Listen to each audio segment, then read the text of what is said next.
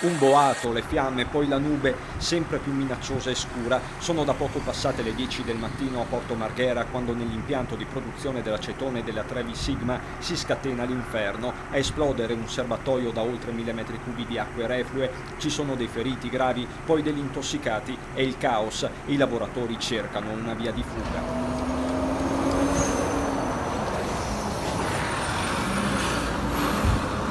Sul posto i sanitari con l'elisoccorso, 2 lavoratori in particolare sono gravissimi, uno viene portato a Padova, l'altro a Verona. Si tratta di 2 giovani uomini appartenenti a delle ditte esterne, un rumeno di 30 anni e un indiano di 33. Qualcuno si reca al pronto soccorso in maniera autonoma per un principio di intossicazione. I vigili del fuoco intanto concentrano tutte le loro forze sul sito e arrivano anche i rinforzi da Vicenza, Padova e Treviso. Il dispiegamento è totale, 30 automezzi, 90 operatori, 8 le squadre a terra affiancate dal nucleo NBCR, acronimo che sta per nucleare, biologico, chimico, radiologico. Del resto a scattare è anche l'allerta per la possibile dispersione nell'ambiente di sostanze chimiche.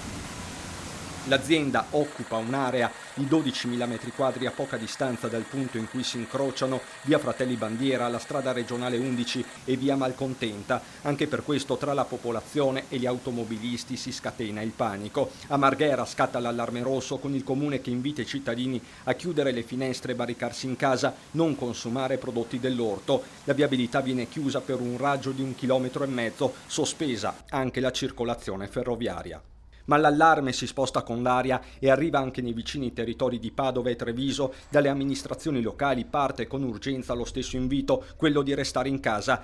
La nube è visibile per decine di chilometri e la cronaca irrompe a poca distanza all'unità di crisi di Marghera, dove si affronta un'altra emergenza, quella infinita del Covid-19. Peraltro siamo anche in apprensione perché le notizie che ci arrivano sono ancora notizie di certo non rassicuranti.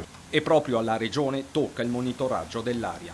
ARPAV è intervenuta come da procedura immediatamente quando è arrivata la chiamata ai vigili del fuoco.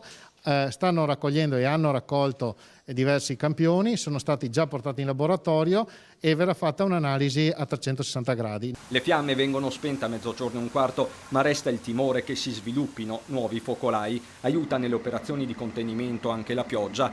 Solo dopo le 14 l'emergenza può dirsi conclusa, con ARPAV che nel pomeriggio specifica come i fumi siano caduti in un'area non superiore a 1 chilometro quadrato rispetto al luogo in cui c'è lo stabilimento dell'azienda, ma si attendono i risultati definitivi. Sulle cause dell'esplosione i carabinieri stanno già indagando a tutto campo. Carenza di sicurezza e manutenzione erano già state segnalate di recente da lavoratori e sindacati.